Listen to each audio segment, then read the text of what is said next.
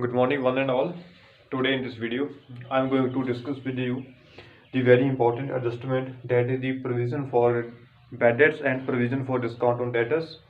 Let's solve how to do this adjustment in a very simple form, in a very simple way.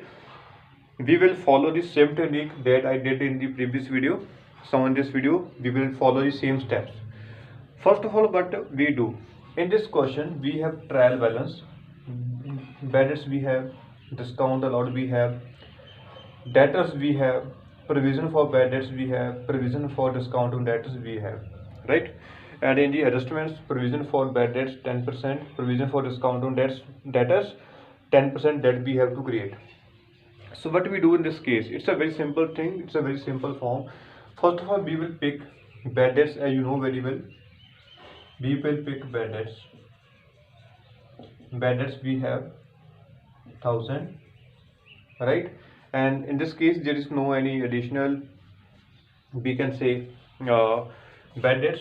So we will add third new adjustment, say we have further bad debts.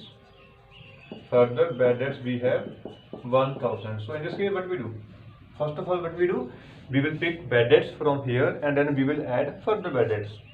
So add further bad debts 1000. Now we have 2000. Clear? So as you know, we will do complete adjustments by following step by step.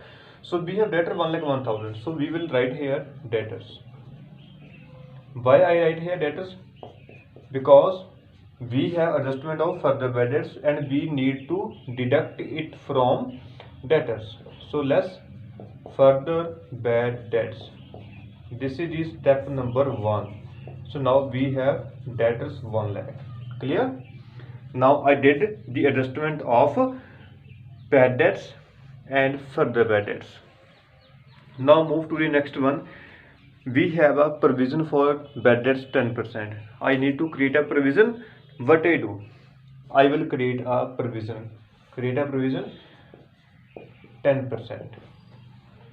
10%, 1 lakh, 10% the value we have 10,000, and debtors I have remain left, that is the 90,000. So this new provision, you know very well, I will add back, add new provision in the bad debts. So here we have 12,000. You know very well, we will deduct it from old provision. Old provision of what? Old provision of bad debts we have 5,000. So we will deduct it from here, and now we have debtors 7,000, right? So we till now what we did, we have covered bad debts, debtor, provision for bad debts, and provision for bad debts, that is new one. Now come to the discount allowed. What we have to do, we will follow same steps. Now what we do, first of all we will pick discount, that we have 1500, right? As you know, there is no any further adjustment, so we will add back new provision. New provision on discount on debtors, you know very well, we have 10%. Now here it is very important to understand how to find this new provision from the debtors. How to find it? Listen carefully. First of all, we have to follow these same steps. We will pick first of all debtor. If there is further adjustment, so we will deduct it from here. If it is not, so then no need to deduct it. Then next one. First step, second step, we have to deduct the new provision for bad debts. Firstly, that is second step.